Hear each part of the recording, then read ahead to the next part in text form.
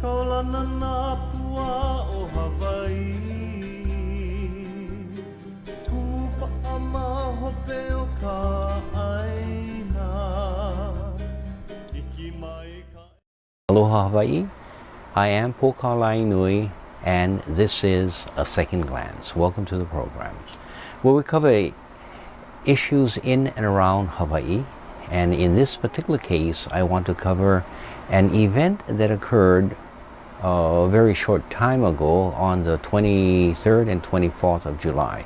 It was a forum put together by the Waianae Coast community, and it was to discuss among candidates who would appear on the ballot for the Waianae Coast community various issues. Now, normally in a political period of time, when candidates are called together to discuss issue, it is usually formulated in a debate approach. In this particular case, the organizers of this forum said that rather than having the candidates come and debate one another and engage in that kind of aggressive attitude against one another, what we really wanted to do was have the candidates address the issues that were of principal concern to the community itself. And rather than in a debate fashion, we wanted more a discussion with the candidates to take a deeper consideration of the issues, considering the voices of other candidates as well, yes, but not to be the winner in a question or in an event, but to participate and show us what is a thinking process of these candidates. Oftentimes candidates who have not been regularly exposed to the general public, and we felt that the public should get to know many of these people who are neophytes in the field of candidacy for political office. And it was important for us to see who they are, how they reacted to the concerns that we had. So on one hand, we wanted to put out our concerns and give them an opportunity to respond to our concerns in a non-aggressive forum.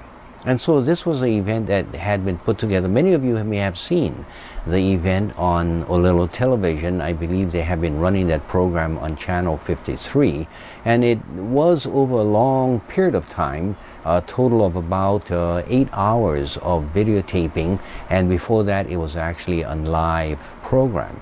So I thought it was a great working relationship between Olelo television or Olelo media services and a community, and I thought it would be a great example of how other communities could get together and try to formulate their particular questions as they faced candidates who were appearing in their ballot or on their ballot in the upcoming elections. Of course, it may be a little bit too late now. The primary election, by the time you get to see this video, has already gone, and maybe we're just looking at the general election.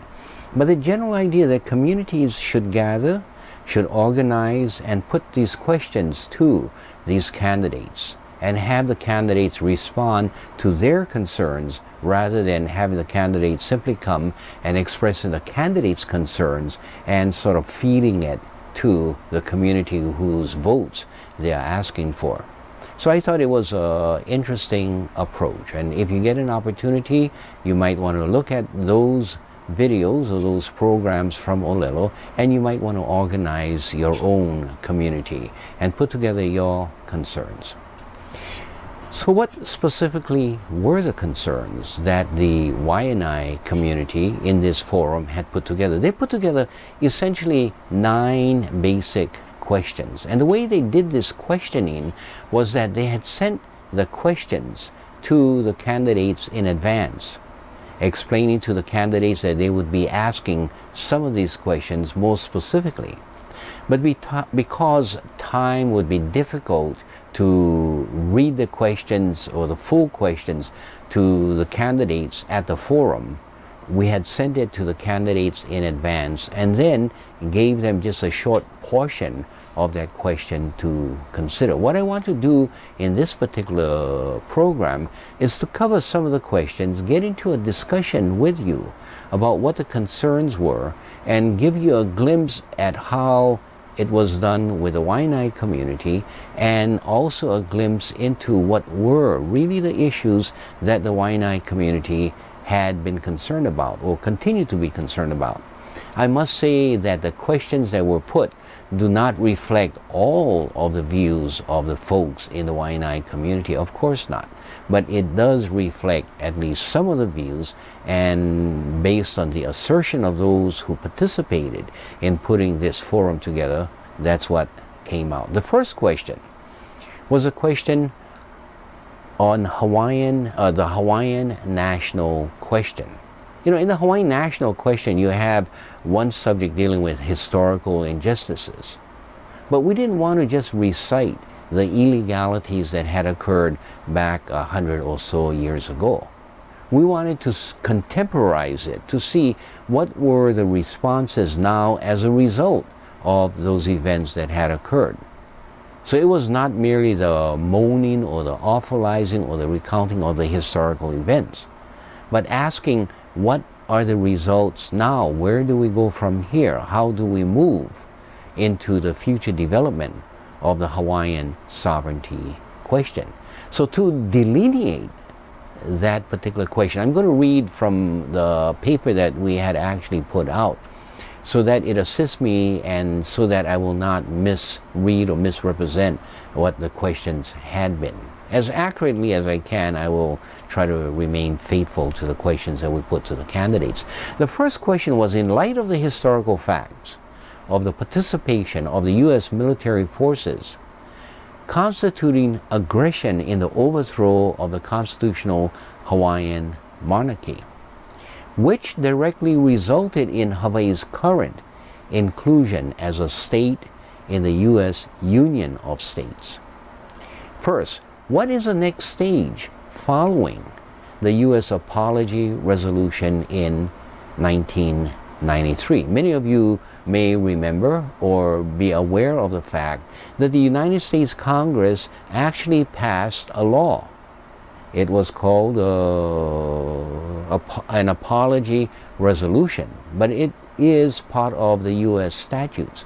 It's known as resolution the statute was 105-150, Public Law 105-150. So it's part of the body of laws of the United States of America, signed into effect by Bill Clinton when he was president. So it's an apology, it's a confession essentially, reciting the events in which the United States aggressed against the Hawaiian nation.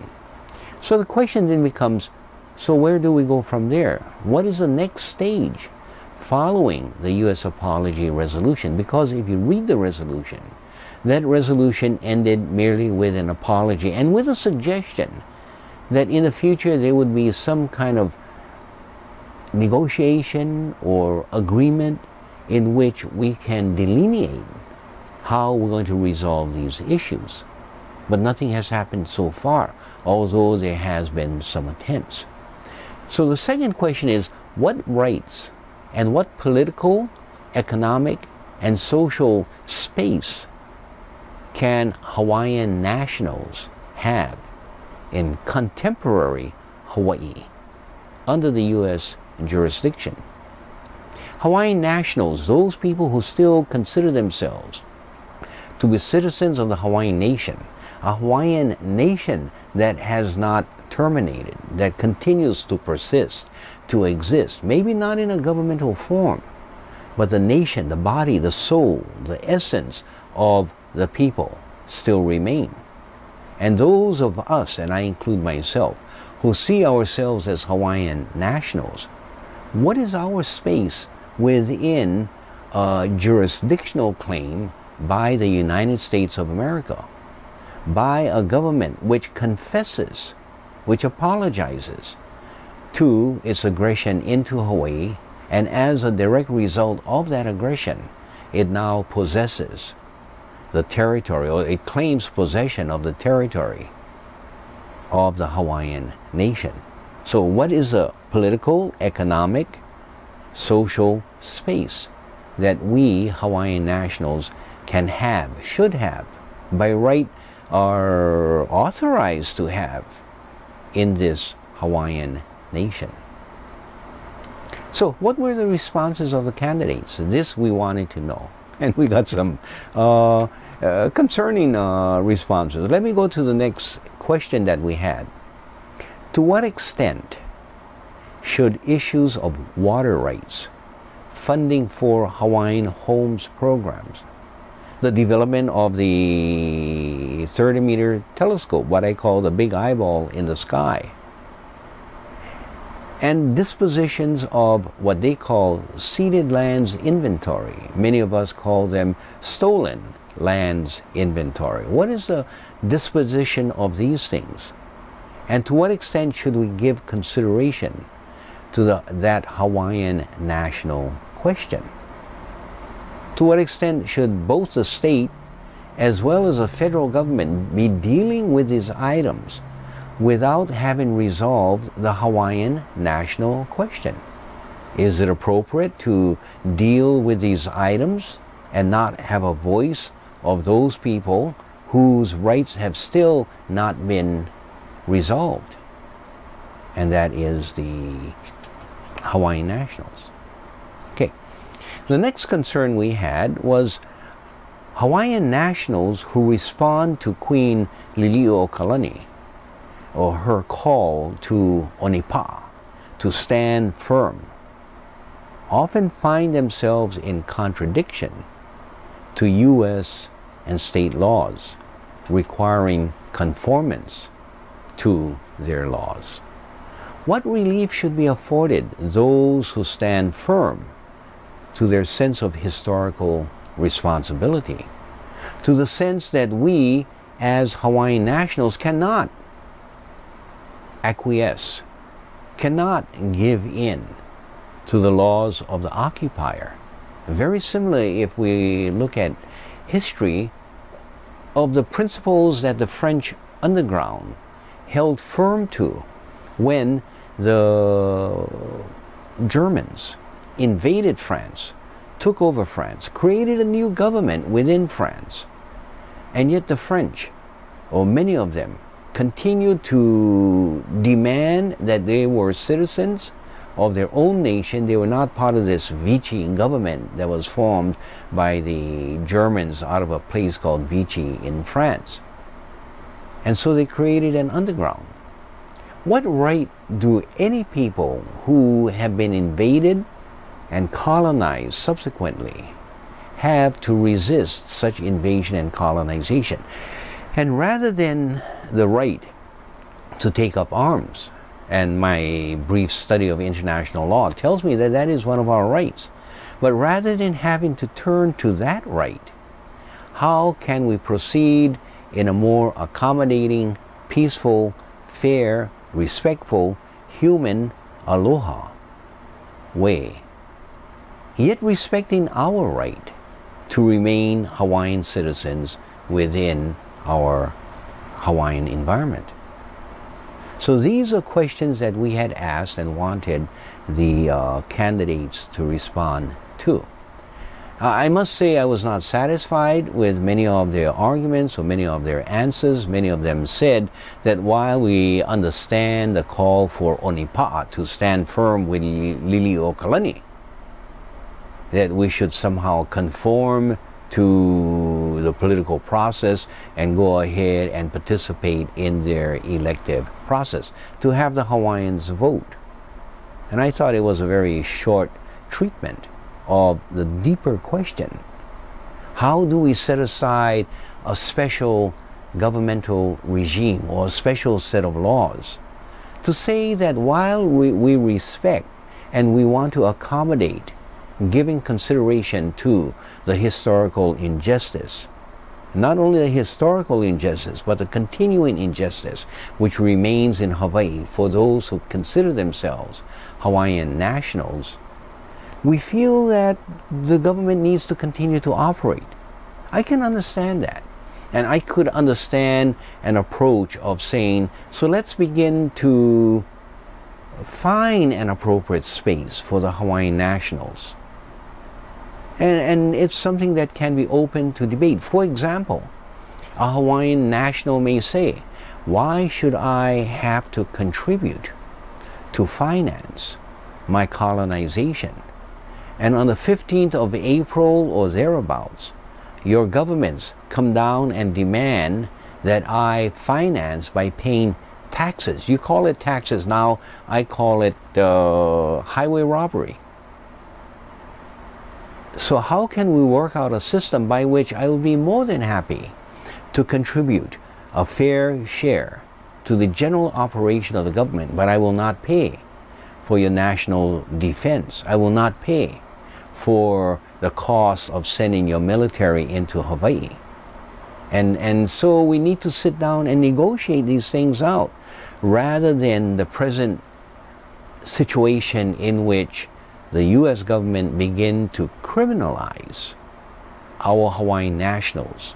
Why? Because the Hawaiian nationals stands on the principle that they cannot conform to the laws of, let's say, the United States government or the state of Hawaii government, because it violates their very basic principle, their principle to remain nationals, the international legal principle. And yet we want to be upright, responsible contributors to our society, but instead we are merely criminalized. So something has to give, something has to work. Otherwise, what do? You take people who are principled and make them criminal under your laws. And yet you realize that these folks are not operating under a false sense of history. They are the ones operating under a true sense of history, but it is the government who has failed to conform its laws, although it confesses to the illegality of the overthrow. The government has failed to bring about the legitimacy or the rightfulness of the present condition. And as a result, we end up having to suffer. Okay. There's a story that we shared in our question to the candidates. That story comes from South Africa. We call it the Mandela story. I will try to tell you the story very quickly, and I think you can get the principle behind it. There were two young boys. One boy had a bicycle, the other boy did not have a bicycle. So the boy who had a bicycle was very happy that he had a bicycle, but one day he found that his bicycle was not there. Somebody had stolen his bicycle. So rather than going out and blaming anyone, he didn't make a big issue. He didn't go and accuse anyone of having stolen the bicycle, but he was quite broken-hearted. A few months later, the second boy approached the first boy, and he said, "You know, I have been carrying a burden on my shoulders, on my mind, and this burden can only be relieved by you." So the first boy, who had lost his bicycle, says, "Well, how can I help you?" So the second boy says, "I want to confess something to you, and I want you to forgive me, and that will relieve the burden from me." So the first boy, somewhat wary of what is coming, says, "Well, why don't you confess, and then I can go ahead and forgive you." So the second boy says, "You know your bicycle? I stole your bicycle. I took your bicycle. And that was months ago. And as a result of my taking your bicycle, I have had this very guilty feeling. And so I come to you with this burden, asking you to assist me in relieving the burden, because I want to confess. I want to apologize. I want you to forgive me for taking your bicycle." So the first boy says, "All right, I thank you for apologizing. I'm very happy you're willing to come forward and confess to what you have done. I accept your apology." So the second boy is very relieved. He gets up, he walks away. The first boy says, "Hey, wait a minute. Where's my bicycle?" See, so a confession, an apology, is not adequate. What was stolen needs to be returned. Where is the Hawaiian sovereignty? How is it going to be returned? What efforts are you doing other than simply apologizing, confessing to the events that had occurred, and not return what was stolen? And how will these candidates who are running for office are going to address those matters? Okay. So that's a Mandela bicycle that we had talked about. Now there were some efforts of addressing that issue. You see, back in 1993, the state government essentially the state government, in somewhat cooperation with the Office of Hawaiian Affairs, said, "Hey, we have an apology. Now let's begin to address how we're going to remediate or fix up the illegality that had occurred." So this is what they did. Eventually they had what was called the Native Hawaiian vote. That took a number of meetings and organizations and reports that were submitted to the legislature. You see, what happened was the legislature created the Sovereignty Advisory Commission, made out of 9 members. I was one of the 9 members. And they asked us, how do we address the issue of Hawaiian sovereignty? So we wrote a report, and in that report we said that there are a lot of illegalities that the state of Hawaii now sits upon. The theft of the Hawaiian nation, the invasion of the United States into Hawaii. And as we submitted the report to the Senate, the state Senate, the chairman of the Hawaiian Affairs Committee refused to accept or receive the report. He says, "What do you mean? I cannot receive the report and essentially say that all of this is illegal, that I am illegal, that the state legislature is illegal." Our response was, "Well, you asked for a report. This is the report."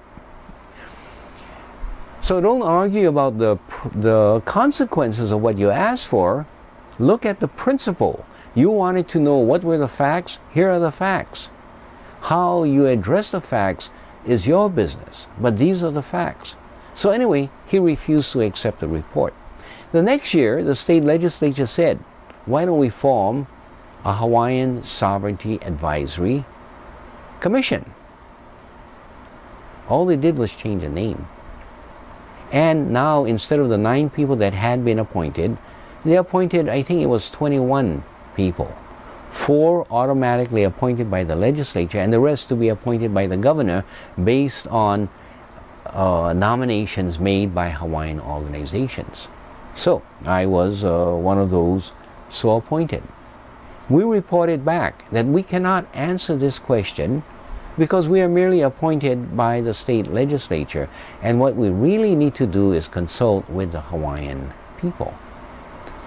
So the legislature said, "Okay, go ahead, consult." So we went out into the communities, we went up to America, we traveled to all of the islands, except I think Ni'ihau. We contacted the folks from Ni'ihau through the island of Kauai. And we asked them, what shall we do? We have now the question of Hawaiian sovereignty coming up. We have sovereignty organizations claiming to be the government. We have many people pretending to be the head of state, the ali'i nui, the king, the queen, etc. What do we do? And the community essentially said, we are sick and tired of people claiming to be our king, our queen, or our head of state, or forming the Hawaiian nation, that we should be included, but we never voted for them. We were never invited into the luau in which they had a birthday party and somehow elected their representative. What we want is to take a very methodical process, a process by which we are able to elect our own delegates from our own communities, send them to a convention and let our representative fight it out. And then report back to us what the conclusions or recommendations were, and give us a chance to adopt one or another, or all of the recommendations or none of the recommendations. So what we said was this: let us vote on this proposal, that we approach it in this way. It was called the Native Hawaiian vote. The question was, should the Native Hawaiians elect their delegates to propose a Native Hawaiian form of government? And the vote came back, about 73% voted yes. I forget the exact numbers. I think there were about 20 or 25,000 people who participated in that vote. But the vote was yes, so we took the next step of electing delegates to the Native Hawaiian Convention. Then the delegates met. There were, I think, 7, 8 delegates to the convention. The delegates had been meeting for a number of years. And then what happened was that the Office of Hawaiian Affairs, which had funded this entity or this process by 50%, and the state legislature by another 50%, when they started hearing of the results of this convention, which was to propose 2 alternatives: one, to remain part of the United States as an integrated nation, being a sort of a nation within a nation, and the other option was to be an independent nation. And we were going to submit both options to the people. What happened was that our funds were cut. The Office of Hawaiian Affairs refused to continue funding, the state legislature refused to fund, and as a result, this organization continues to exist, but is in recess simply because we are not funded. Following that, the state legislature came out with another bright idea after they found that the Akaka bill just went nowhere in the U.S. Congress, to give internal recognition, to make us federal tribes, to give us federal recognition, but not addressing the issue of independence. That one faded out. This Kana'i Oluvalo process, many of you have heard about it. It was also called Na'i Aupuni. It converted itself into the Na'i Aupuni Convention. But it's a flop. No election taken. The document that came out does not represent anyone because there were no officials who were elected to these positions. So where do we go? Do we continue with the Native Hawaiian Convention? Should we fund it, bring it to an end, and put the question out to the people? Or shall we dance around and pretend that that is not anymore an issue? I see that my alarm has gone off, which tells me that my time is almost up. And so I want to thank you very much for listening to this program, for giving me your attention, and I hope that you will listen to further programs on some of these issues that we had asked these candidates. Thank you very much. Aloha Hawaii. Ahui ho. Kaulana nā pua o Hawaii, Kupa'a mahope o ka ʻaina, Iki mai ka ʻelele o ka loko ino, Pala pala a nunu me ka pāka.